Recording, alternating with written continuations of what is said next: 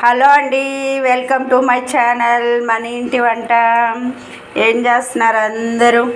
వంటలు అయిపోయినాయా? సీరియల్ ముందు కూర్చున్నాము.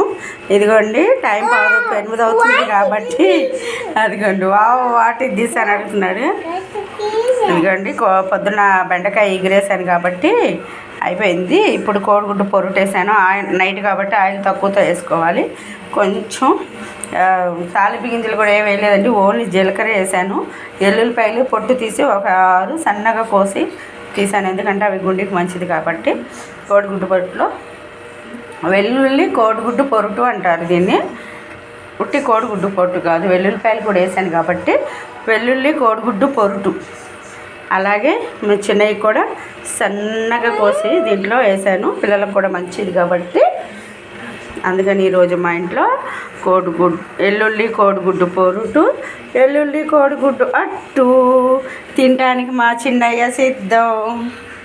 చెప్పు చెప్పు, నచ్చాడా? అయితే లైక్ చేయండి, షేర్ చేయండి, సబ్స్క్రైబ్ చేసుకోండి. ప్లీజ్ సపోర్ట్ చేయండి. సబ్స్క్రైబ్ చేసుకొని బెల్ కొట్టండి అలాగే మన ఛానల్ కొత్తగా ఎవరైనా చూస్తుంటే సబ్స్క్రైబ్ చేసుకొని బెల్ కొట్టండి. ఓకేనా? బాయ్.